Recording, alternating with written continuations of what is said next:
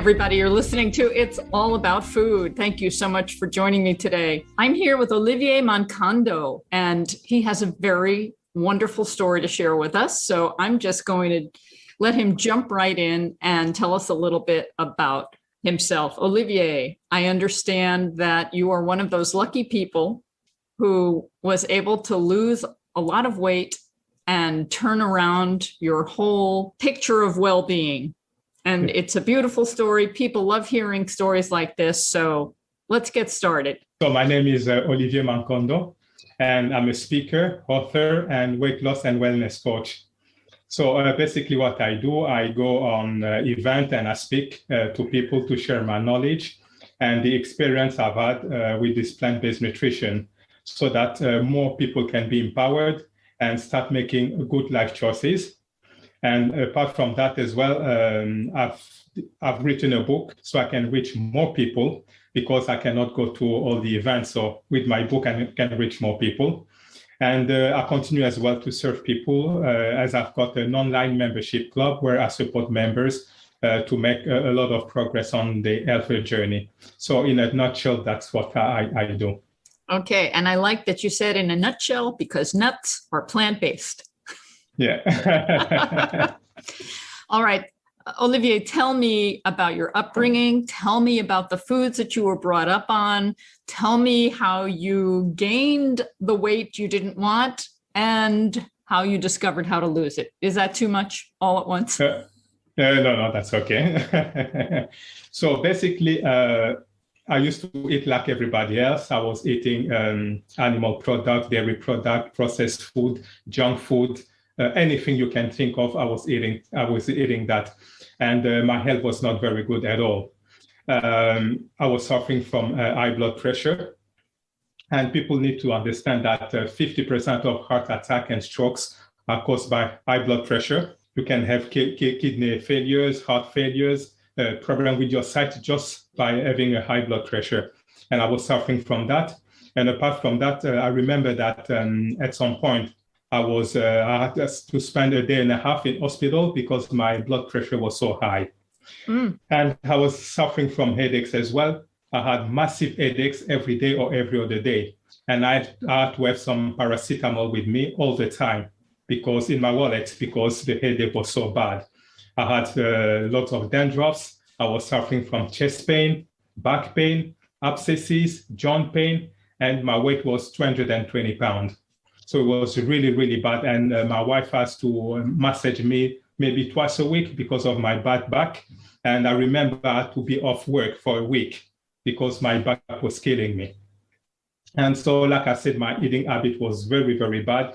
And I was still eating until midnight. I would have my bottle of Coca-Cola. I would have some biscuits, some cookies, and all sorts of things.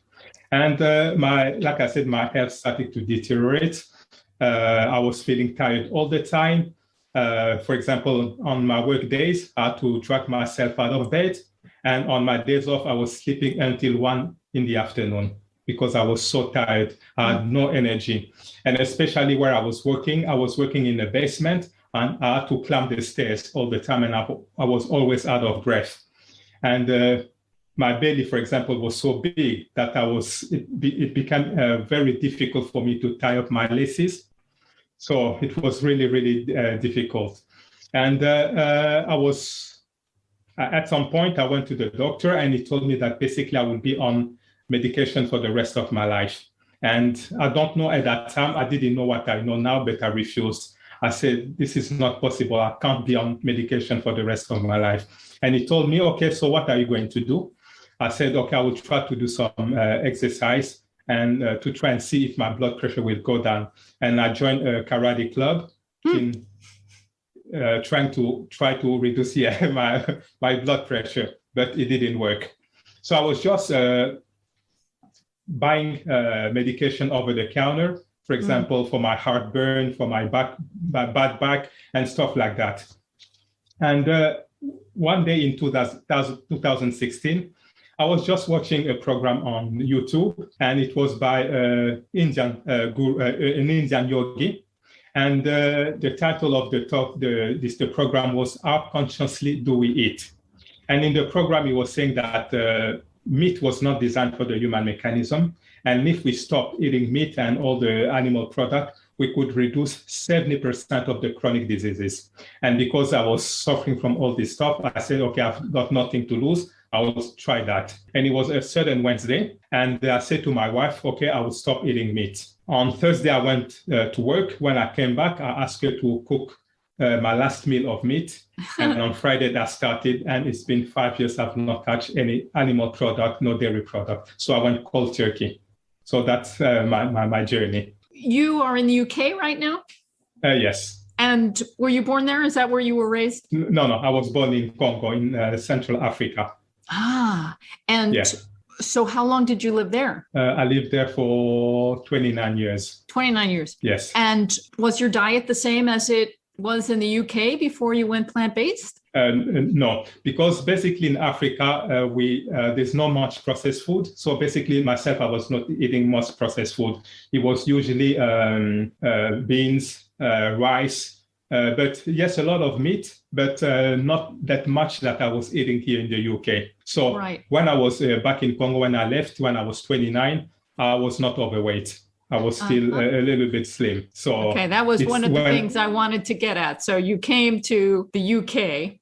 Yes. And the problems were magnified. Yes. Yeah. And maybe had you not adopted this Western advanced, I don't know what to call it, highly processed diet, because you still had meat in the diet, you might have experienced some of these problems later in life. Yes. Yeah. But because the processed food and the meat is such a disaster, you started to experience these problems sooner than later. Yes. And the rest of your family, has your wife jumped on board with you with this new style of eating? Yes.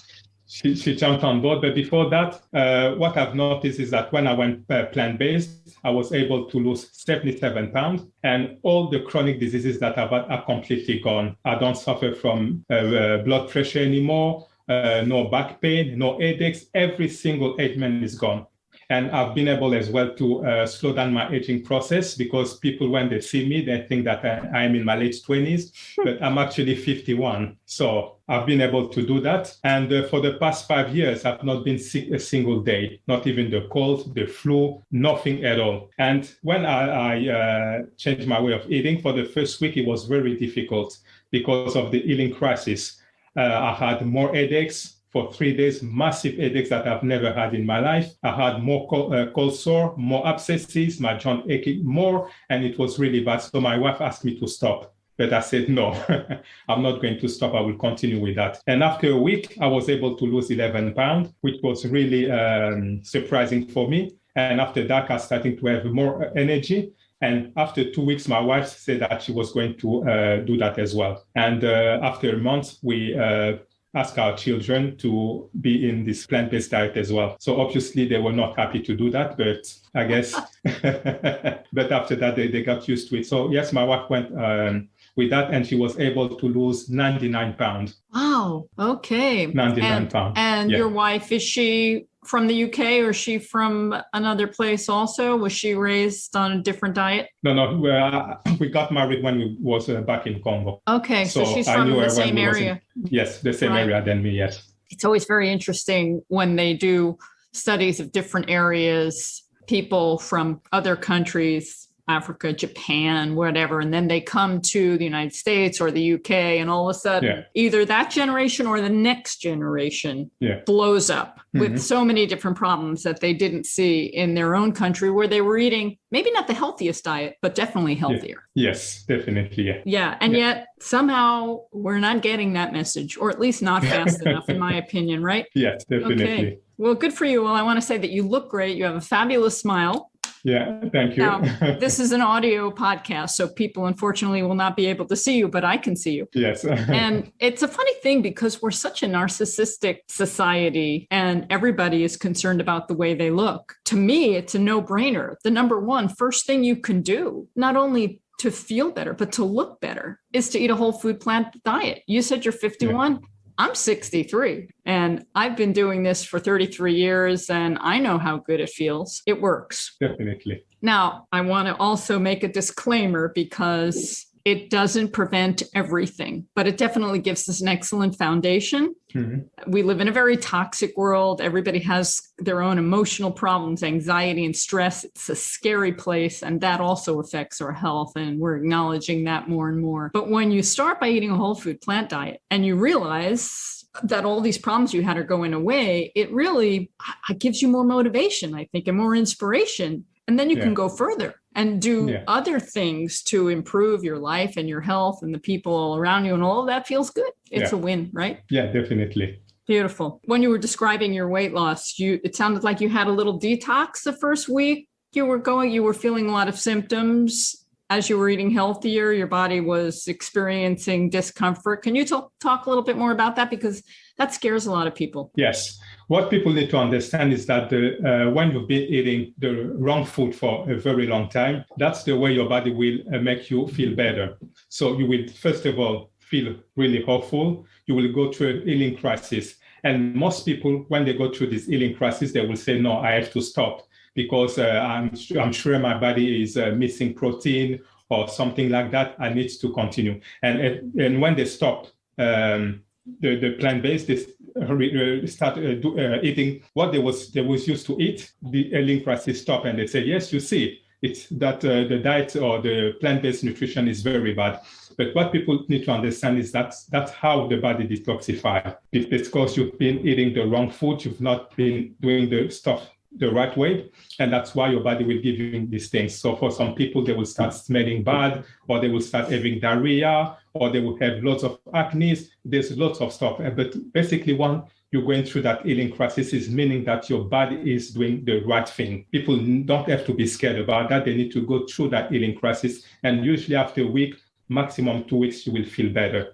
And you will start feeling lots of energy and stuff like that. So people don't have to be scared. They need to understand that that's how the physical body itself. It's going through a healing crisis. How is the community that you're in terms of eating healthy, whole plant foods in the UK? Are there lots of places where you can buy products and go to restaurants? The UK has had a really interesting history, and we've talked about this on this program, and some of it isn't very pretty. Yeah. And the UK has, for a long time, been exploiting people and other countries. And a lot of it has had to do with food, the food that they bring in to the country in order to feed the people. We've talked a lot about that on this program. We talked about how the UK has been kind of in the forefront in terms of incorporating artificial ingredients into their foods. But at the same time, I feel that the country is a bit progressive as well in terms of embracing a healthier diet. It's kind of a little bit of both. So this complicated history, but also coming into the future with a more positive outlook. So tell me about your experience. Yeah. Basically, if I have to look when I started this journey, and now in 2021, I can see that there's a lot of store or grocery store where they start incorporating lots of plant-based food, and especially the processed vegan food. There's more of them that I can see. So because the demand is very high, a lot of people are going vegan and stuff like that. So they are listening to the consumers and they are giving all this food. And but in my community, for my friends and all that, I'm the only one who is doing this. So I've tried to explain to people, but they are really addicted to their food and they just don't want to leave that. And the fact is that they don't understand that what you eat will determine how you will be. You are what you eat. And people have really difficulty understanding that, because you can eat the wrong food for many years and your body is still functioning correctly. And you will not make the connection that it's the food which is making that. But they've seen the transformation I've gone through, but I guess they don't want to do it. So for example, in my close family, it's only my brother who has been able to embrace that. But my mom, my sisters, my cousins, all of them, they said they don't want to do it. Oh. So they refuse. And among my friends, most of them as well, they said they don't want to do it. They keep saying, yes, what you're saying, we can see that it has transformed you. We can see that, but we're not ready yet. We love our meats, we love our fish, and unfortunately, we can't go through that. And they rather go to the doctor, have the medication and all that instead of stopping that, because people really don't understand that the physical body, the way it's been constructed, you don't have to be sick all the time. If you eat the food biologically designed for the human mechanism, you will feel great. It's like I've said for the past 5 years, I've not been sick a single day. But when I came here in the UK, every single year I had to have the flu or something like that, every single year. But since 2016 up to this day, it's completely disappeared. The only thing that I've changed is my way of eating. And people need to understand that being sick is basically a choice. You can make the choice of being healthy. And this starts by eating the food biologically designed for the human mechanism. It's like your car. I've got the impression that people treat their car better than their own bodies. Good point. Yes. For example, the constructor of the car, the manufacturer of the car will tell you that for this car, you need to use diesel. You're not going to get water and put that in the tank. You won't do that.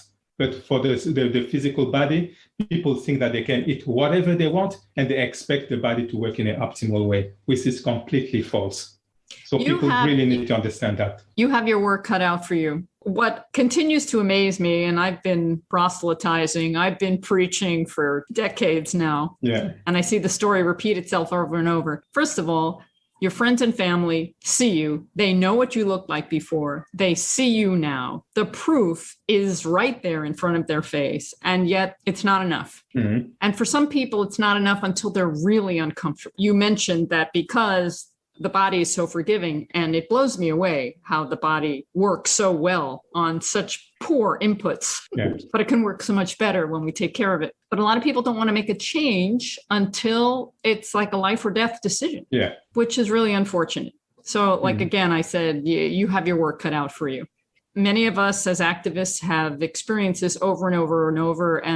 And one of the greatest challenges is dealing in society. And I don't know, your friends and family may not be listening to, but do they respect what you're doing? Do they give you a hard time for your choices? What happens during the holidays and the big events? Are they like, oh, Olivier's here, Yeah. So basically, I had a hard time because, I've lost so much weight that people thought that they even said that I was HIV positive. Oh, my God. Yes. And they started to criticize me. They said, no, a man doesn't have to be slim like you. A man need to be bulky. You're not looking handsome anymore. What have you done? They're starting to criticize me. And I said, I'm not going to change what I'm doing. I'm feeling good because every single day when I'm working, I've got lots of energy. I've got no pains and aches. And you guys don't understand how it feels to wake up that way, because people are so used to be uncomfortable and they think that's how things should be. Because we've been told that when you age, it's normal to be sick, which is not right. So I've had a hard time with my family and my friends, but I said, I'm going to stick to what I'm doing. And you guys will have to get used to see me as slim as I am now, because there's no way I'm going to change. And for example, when I I went to one of my cousin's wedding and had to bring my own fruit because there was only meat and all these things that I don't eat. And people were not happy, but I guess I need to take care of my own health first. I don't have to make people happy. I need to make myself happy. And if they are so loving, they will have to accept the choices that I've made. And now they've stopped criticizing me and they can see that my health is getting better. But I guess with their pride, they can't say that and they continue what they have to do. It takes a lot of courage to change, especially as an adult. Yeah. To change the foundation that we built our life on. Mm-hmm. It's scary. Yeah. Now we're in this pandemic with COVID-19, and you mentioned that you haven't had the flu in 5 years, and the science is coming out that people who are eating a whole food plant diet have better chances either not getting this virus or having very minimal symptoms. Yeah. Which And this is another reason why all of our governments should be promoting a healthier diet for the public, especially during a pandemic. And this is, I think, the one major flaw that the whole world has missed again, because this was a great opportunity to say, okay, we're all in this together. And one thing we know is that if we all take care of our own individual health and our own immune system, we will be able to beat this quickly with or without vaccines. And we didn't hear that message. I heard from some medical professionals, some doctors, even one of my doctors sent out an email saying that we should be taking certain vitamins, vitamin D, B12, zinc, and these are definitely helpful, but not enough. That's why I think people need to understand that the way you treat your body, if you give it the right food, you have positive emotions. For me, for all the research that I've done, I think it's become very difficult to become sick. And like you said, if you become sick, it will be very mild because when you eat the correct food, your body becomes alkaline, and it's difficult for a pathogen to thrive in that kind of environment. But when you eat lots of dairy product, lots of animal product, lots of processed food, you become so toxic that your body will be, all this pathogen will be able to thrive in that environment like that. And people need to be really, really clear about that. It's not taking vitamin or this, it's the food that you eat primarily that will make your immune system very strong, and you will be able to not to be sick, basically. That's what people really, really need to understand. And like I said, I've been in this way of eating, no problem. It's like, for example, my son, he had eczema for 11 years. We've seen doctors, they prescribe all sorts of creams, but they will not change it. But when we adopted this plant-based nutrition, it only took 2 weeks for his entire eczema to disappear completely. For 11 years, it was not possible. 2 weeks on a plant-based nutrition, eczema gone for good. It's like my brother as well. He was suffering from high blood pressure. He was pre-diabetic. He had the psoriasis, which is a skin condition, and he had that for 8 years. He was put on very strong steroids, and the doctor told him that you will have to be friends with the psoriasis because you're going to have that for the rest of your life. But when I introduced him to this plant-based nutrition, everything's went okay. He hasn't got blood pressure anymore. He's not pre-diabetic anymore. And the psoriasis that the doctor told him that he will have for the rest of his life is gone. So people need really, really to understand that by eating the right food, you will be able to be in good health, and people will not be affected by this virus as it is for the time being. Most important topic to talk about is the food itself, the deliciousness. People are afraid or concerned that they're going to be deprived, that they're not going to like the food that they eat. There's all kinds of cuisines out there in the world, and I find that a plant-based diet has so much more variety. There are so many more options. It opens your world. It doesn't shrink your world. So I'm wondering what you and your family eat. Do you have some regular favorites? Yeah, so basically in my family, we, like you said, there's a variety of stuff that we eat. For example, we can eat the plantain banana with the zucchini, the sweet corn with the tofu. Or we can eat, for example, potatoes with beans and mushrooms. We can eat sweet potatoes with lentils and spinach. We can win brown rice, aubergine, chickpeas, kale. There's lots and lots of things that you can eat. For example, I've got a book, a recipe book, a plant-based recipe book with 365 recipes. So you can change, you can eat every single day a different recipe. So people don't have to be scared of that. They don't have to be afraid. There's lots and lots of things that they can eat. For example, me, I didn't know how to cook, but since being going on this plant-based nutrition, I've learned to cook. Now, what I'm cooking is very delicious. You can just put nice spices. They don't have to think that they will miss something. But I can understand that for people who are maybe addicted to their meat and something like that, yes, they can go for this vegan processed food that they can use as a transition food. They can do that.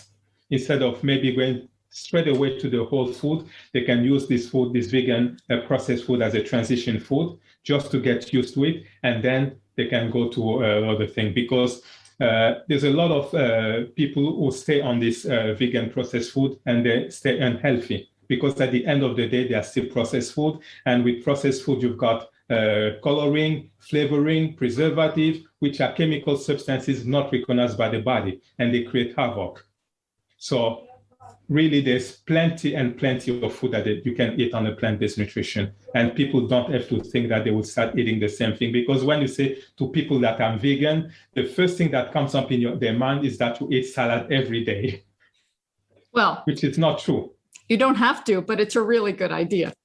Yeah. And one of my favorite medical doctors, Dr. Furman, he recommends eating 2 big salads every day, because we do want to eat a lot of raw food in addition, like a balance of raw and cooked food. But the thing that I think that people are afraid of when it comes to salads is they think salads can be boring. And salads don't have to be boring. Salads can be really fascinating in terms of the ingredients that we can add, the different dark leafy green vegetables. You can have onions and cabbage and beans and nuts and seeds and fruits and a beautiful dressing. Salads can be really a delight. Now, you did mention that you didn't know how to cook and you learned to cook. And that can be problematic for a lot of people, because there are a lot of people that don't like to cook. They think they don't have time to cook. We have developed a society where we have encouraged people not to do a lot of things. Yeah. To buy things instead of doing things at home. In some ways, that can be very helpful because everybody's lives are busy. But my personal thing is I want people to find their kitchen and not rely on someone else to make food and nourish you on a daily basis. It can be great for a celebration or on vacation or something, to be able to take advantage of all the options that are out there. But for the most part, we should know how to prepare our food. We should know what's in our food. We should know what's good for our bodies. And this is like knowledge that many of us seem to have forgotten or never knew to begin with. I think our ancestors knew. I do encourage people to find their kitchen and learn how to cook. Yeah, exactly. Because when you cook, like you just said, you control the ingredient that you put. You control the quality of your food, the quantity, you control everything. So it's really, really better to start cooking. And people need to understand that the most important thing that they've got on this earth is their body.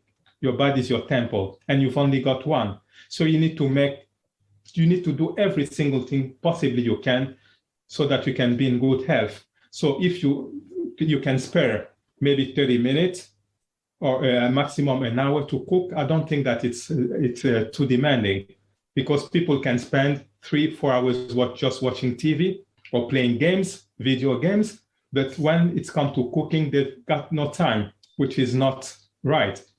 If your health is important for you, you will find the time to cook. Bingo, you just hit that point. Yeah. People spend a lot of time doing things that may not be the best thing for them. Yeah, exactly.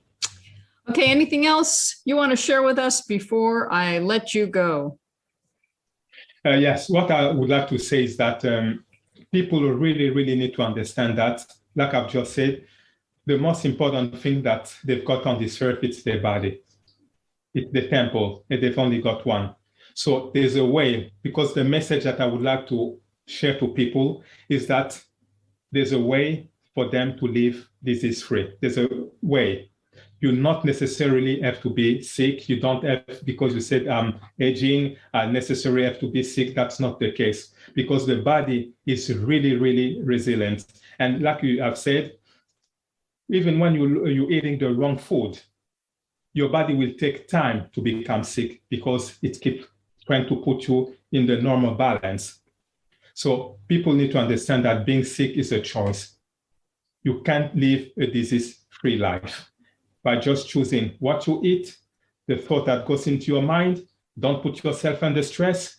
Drink the water. You need to filter your water. You need to have sunshine. You need to take fresh air. You need to exercise. When people do all these things, they will be in good health, and they could live a very long time. It's like, for example, I've read a book about the Unza tribe.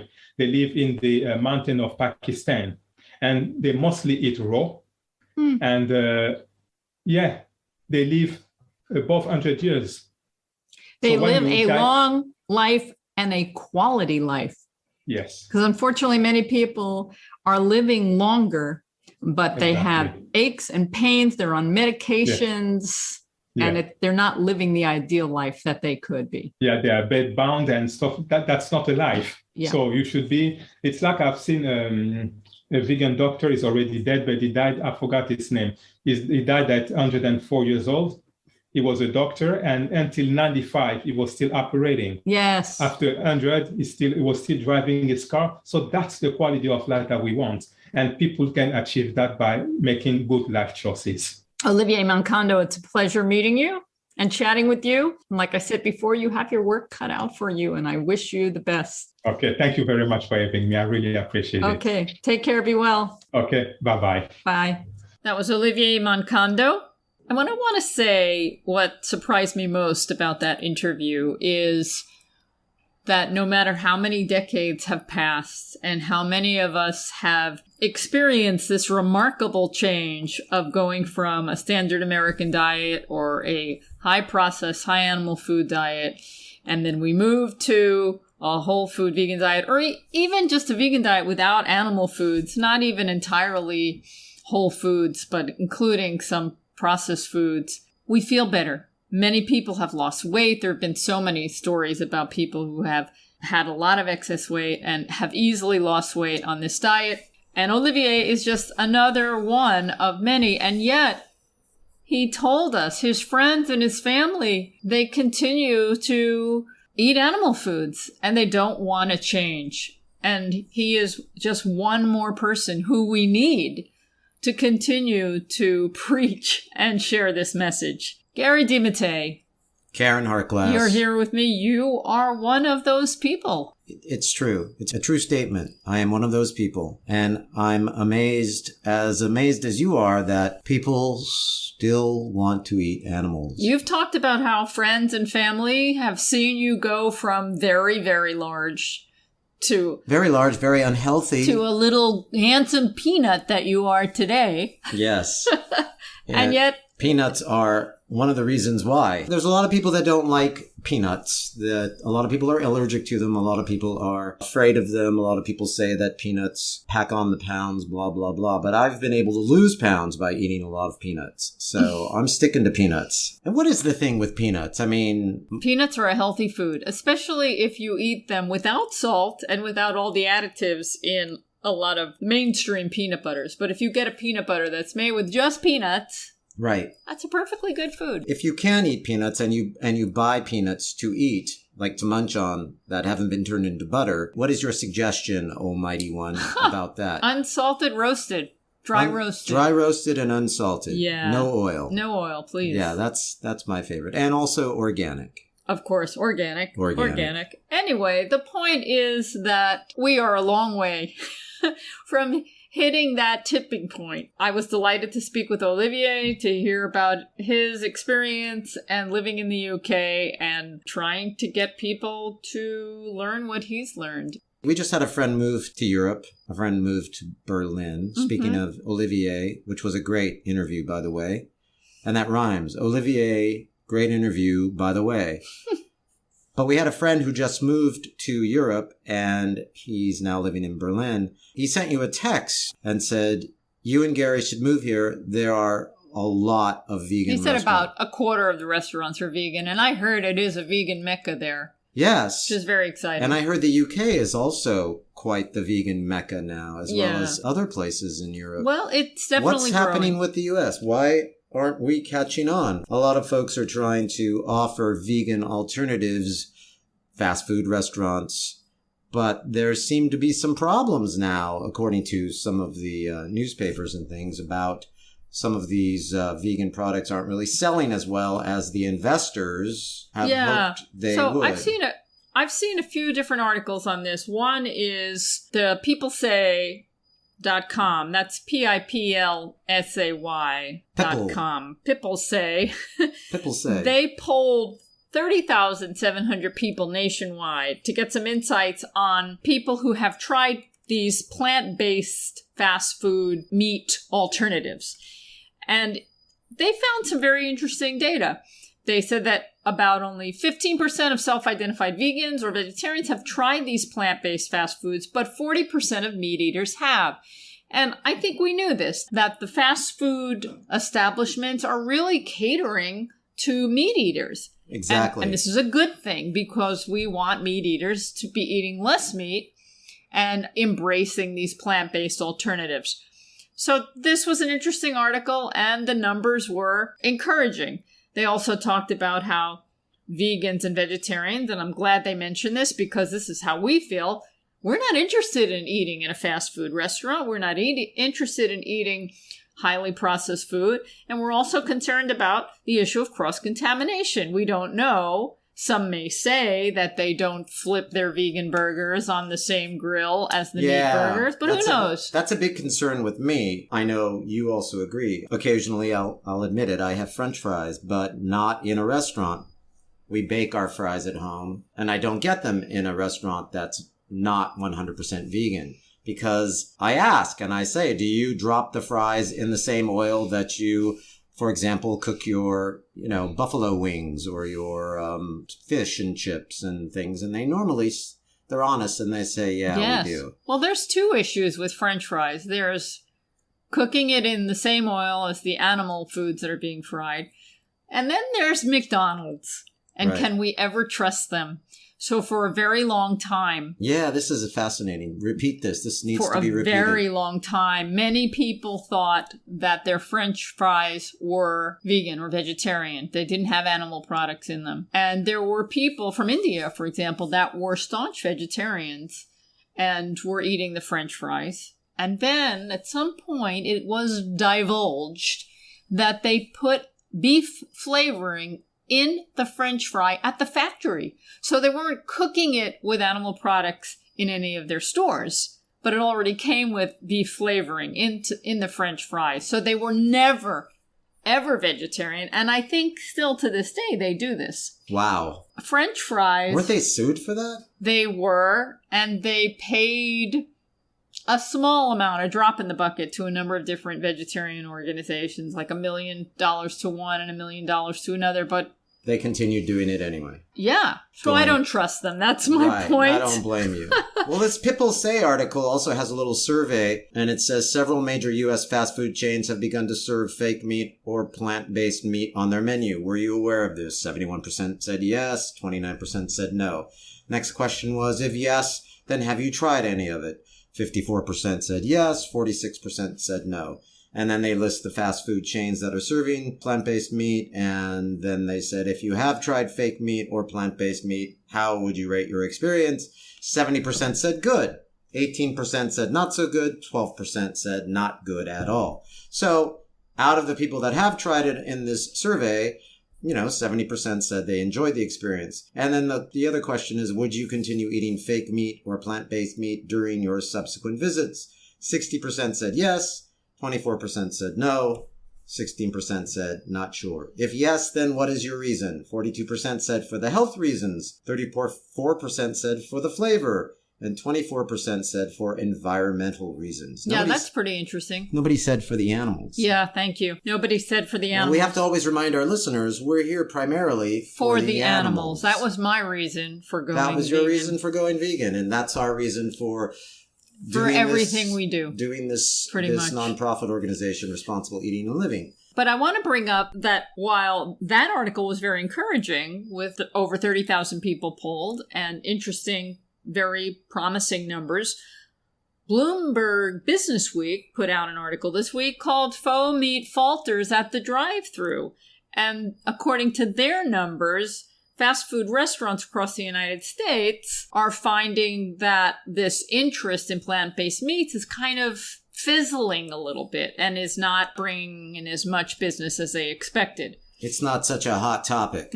Well, like it was, but then it's kind of fizzling, like I said. So the article says that Dunkin', for example, Dunkin' Donuts, has taken Beyond Meat's breakfast sausage out of thousands of locations. And KFC ran trials of Beyond Meat's chicken nuggets, and they haven't turned it into a regular menu item. And Burger King has kind of wound down a little on marketing of the Impossible Whopper. So a lot of the big chains are not seeing the business that they had expected, whereas some smaller chains are doing pretty good with these plant-based meats. Bloomberg focuses on the business side of things, right? So they're looking at the numbers. They're just looking at cold numbers. Right. So those 3 restaurants that you mentioned, Dunkin', KFC, Burger King, I don't think many people are going to be going to those restaurants and wanting to look for a plant-based meal to begin with. I mean, my hunch is that they're dying down because the curiosity is no longer there about it. They've tried it, and they're going to go in and get what they normally get. I mean, Dunkin', for example, that's just, you go into a donut store, you're going to get a donut, right? Right. You're not going to care about if it's made with animal products or not. Same with Burger King and KFC. In other words, I wouldn't walk into those places looking for something vegan. Those big chains are faltering a bit, but it's the smaller, more boutique-y kind of restaurants that seem to be holding pretty strong, right? Yeah, well, I read in a different article, businessinsider.com, which was where I first learned about the People Say survey. They said that Eat Just, which many of you know is Josh Tetrick's company, the egg replacement maker with its Just Egg product, they are continuing to partner with fast food restaurants, and they say there's a growing demand, especially for millennials and Gen Z. They say customers are looking for plant-based options at fast food places like Pete's, for example. And Pete's isn't as big of a chain as some of the other ones I've mentioned, but it does attract a different crowd than KFC. It does. It attracts a different crowd. A different crowd than Burger King and a different crowd than Dunkin' Donuts. And this everything plant-based sandwich, according to the Eat Just people, is selling 3 times what was initially forecast. And it has a permanent menu placement. So that Bloomberg story might be a little misleading. And it kind of tells you that there are different sectors of the population that are going for different kinds of food. And I think people who go to Pete's Coffee, for example, are not the same people who are going to Dunkin'. That's right. They aren't. Or Burger King or KFC. Right. So we want those folks that go to Burger King, KFC, and Dunkin' to go over to Pete's and the other places because they'll like them better. We would like everyone to take a little bit more interest in the food that they're eating and what goes into their food. Exactly. Because it's important. It is important. It's important for our personal health. It's important for the environment and the animals. But the most important article that I want to point out today. Speaking of what goes into your food, take it away, Karen. This is a very long, detailed, comprehensive article at thecounter.org. It's called Lab-Grown Meat is Supposed to be Inevitable. The Science Tells a Different Story. Now, we've talked about lab-grown meat. It's also called cell meat, cultivated meat, clean meat. There's all these different names. I think cultivated meat is now the most popular version, giving it kind of like a classy name. It's cultured. It's cultivated. Yeah, it's very cultured. It's very classy, right. But what we've said here on this program over and over and over, number one, yes,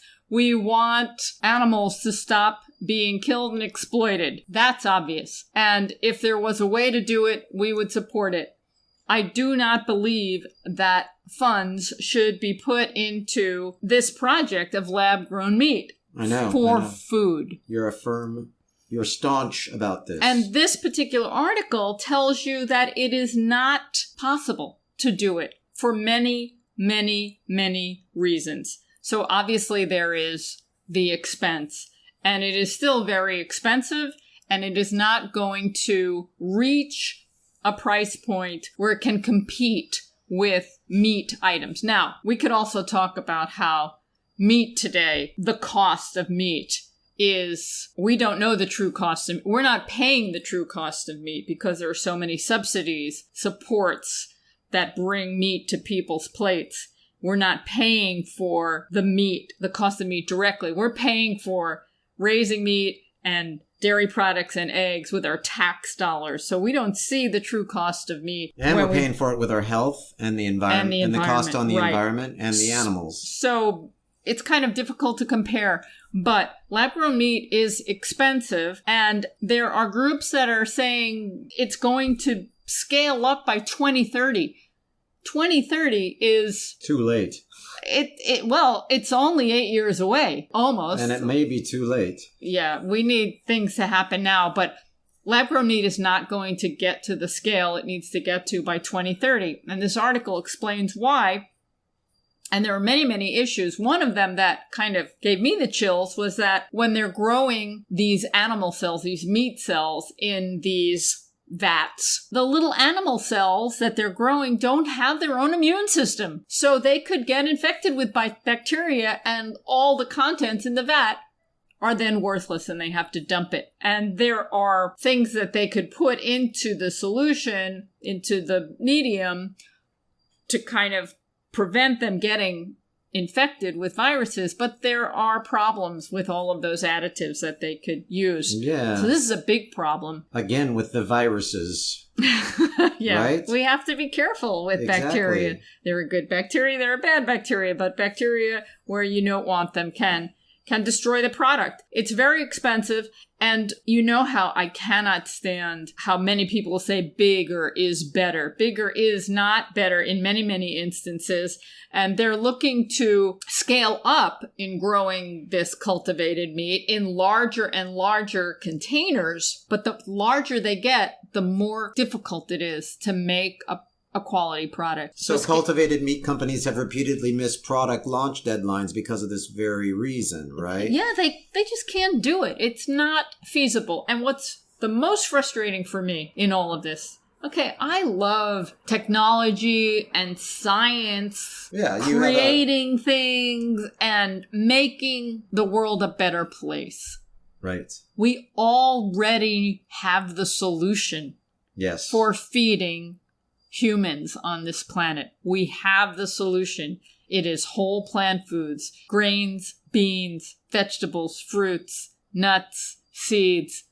These are the foods that we are meant to eat. And if we can grow them in an organic way, preferably in smaller farms, not giant agribusiness farms, more people can be put to work. We can sustain the soil, growing wildflowers around the field and using beneficial insects. This knowledge exists. The thing is that a small group of people or a small group of companies cannot make massive profits this way. Right. So I would rather see the money that these investors are putting into this cultivated meat science and put it towards marketing of education about nutrition, putting it towards promoting policy change, because we need all governments all over the world to be supporting this concept. That's not going to happen, is it? Well, you're someone who is continuing to produce these programs because you believe that you will make a difference, or you hope that you will make a difference, that one person can make a difference. And there are a few more people out there just like you that are making a difference. But when we walk down the street here in New York and we see the lines outside of these jerk chicken flesh establishments and these establishments that, that sell burgers and fries and shakes, it's disheartening. It really is, because the masses seem to want their meat. And so that's why this Cell Lab meat company is getting all of these investments, because these investors, and correct me if I'm wrong, these investors that are pouring a lot of money into this cell meat know that there's no way the public's taste for meat is going to wane anytime soon. And they know that it's not the way that raising animals for slaughter in order to provide meat for the public to consume isn't sustainable. So something's got to give. And, some of these investors, they have good motives. They want to help. I'm reading this counter article, and I recommend everyone reading it because And you'll post the link? I will, but it's really a powerful article. And there are people that are investing in cultivated meat that are believing the hype that they're being told. Some people present studies that show that all of this can take place and take place within a certain time frame, producing good results by 2030. This article reveals that there are problems in a lot of the data that was presented. It's all explained in this article. I can't go through it line by line. We don't have the time. Well, let me just read one of the sections of this counter article that gave me chills. The stakes couldn't be higher. In August, the United Nations released a nearly 4,000-page report amounting to what it called a code red for humanity. Unless the world's nations make a vast coordinated effort to stop burning fossil fuels and raising forests, we'll find ourselves locked into an even more dire, unforgiving future than the one we're facing now. At a time when bold environmental solutions are needed, we can only afford to direct public and private investment towards solutions that actually work. But without looking more closely at the fundamentals, something media has largely declined to do, we can't know whether cultured meat is our salvation or an expensive distraction. So that's kind of chilling right there, because amid this code red, we're still not coming up with the answer that you just gave. We have the answer. We have it. We have the answer. It's here. Yeah, why are we not looking at it? We can feed people in a way that will improve their health, decrease our healthcare costs. So the frustration that you're feeling and the frustration that I'm feeling is the answer is here and nobody's talking about it. Yeah, except a few of us. A few of us here, the giant carrot in the room, has the solution. It fixes everything. It solves all of the problems, and it can be done deliciously. You'll never miss your meat. Yes, you could try these meat analogs. Yes, you could try these Beyond Burgers and Impossible Burgers and Just Eggs and all of that. But you don't even need to go there, because we have the solution right here at Responsible Eating and Living. Now, some of this cultivated meat science could have benefit, but not when it comes to making food. It may have some benefit in the healthcare arena. I don't know. Yeah, like if somebody needs a muscle grown, maybe it can grow a muscle for a human, right? Maybe something to replace parts that we need. Replace an organ, maybe replace... So this would be on a very small scale. I have no idea how it would be done, but that kind of science I could get behind. Yeah, I was hoping that would eventually happen too, because I used to watch Star Trek, and you lose something and it can grow back. And of course, this would be very expensive because it would be on a smaller scale.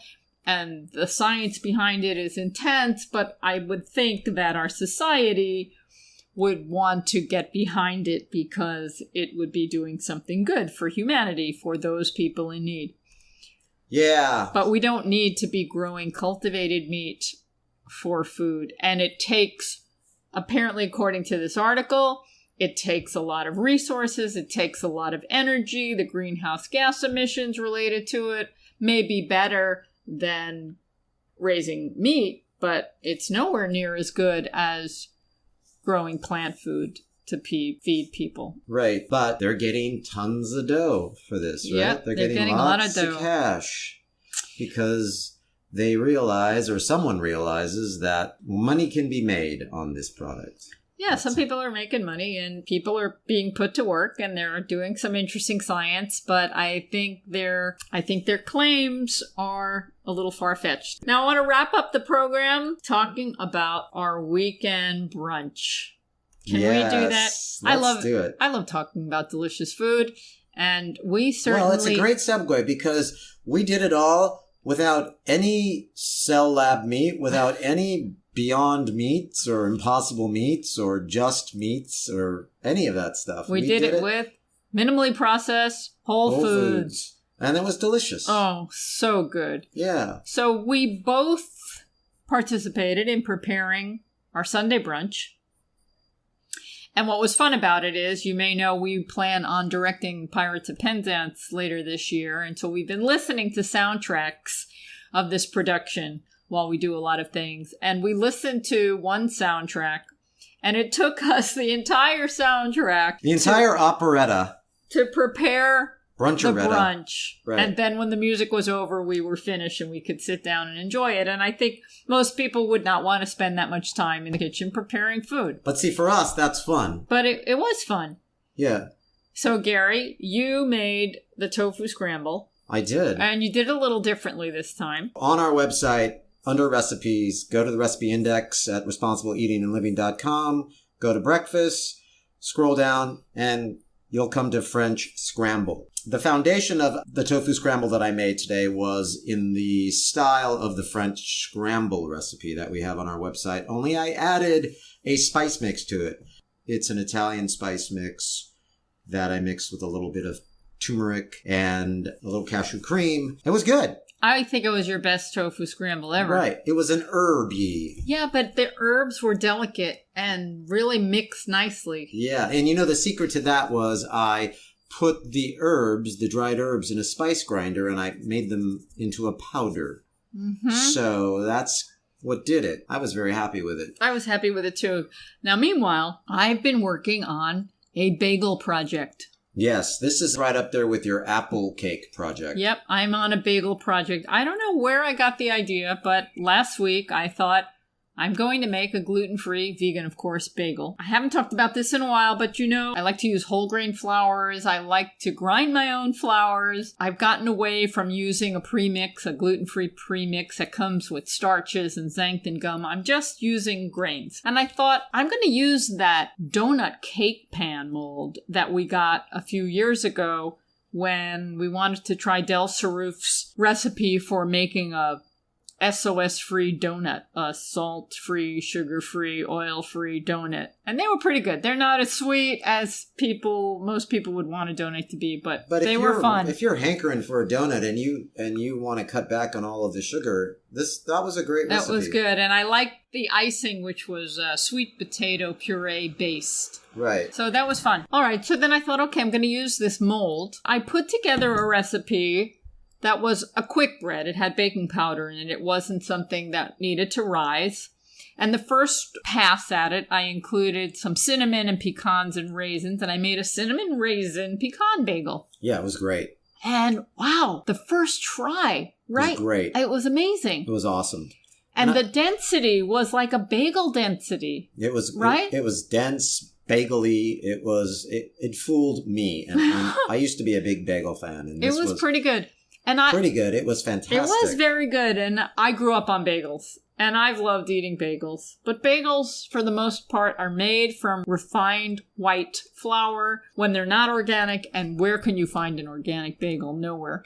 But when they're not organic and they're made with refined white flour, you know there's going to be glyphosate residue in that wheat flour, and I just don't want putting that stuff in my body. No. Once in a while you want a bagel. Once in a while you want a bagel. So my bagel is based on rolled oats, millet, and garbanzo bean flour. There's no oil in it. There's no sugar in it. There's no salt in it. And after I made the cinnamon raisin pecan bagel, we thought, let's see what it tastes like without all the flavorings and make a savory bagel.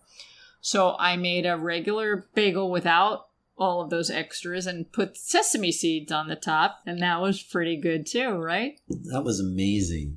And you're just going to keep making it. And I really like the fact that you don't want to use any gums. Mm-hmm. And that's really, it's all holding together too. It's all holding together. You don't really need the gums. For our brunch on Sunday, I thought I'm going to try a yeasted version. So instead of baking powder, I used yeast. This recipe is the same, but it requires an extra half hour to allow the dough to rise. Yeah, but I mean, that's the deal. Otherwise, this recipe is really quick. And it's really good. It was my favorite. So the yeasted version has a lovely yeasted bread flavor. It does. It's a little lighter in texture. I'm going to post the recipe with all the different variations, and I hope you'll try them and let us know what you think. But this is a keeper. It was really fun. We've come to the end of the program. We have? We have. Oh, that's interesting because I could keep talking about food with you. We'll say goodbye to everyone, and we'll continue the conversation. Okay, that sounds good. Okay, everybody, have a delicious week.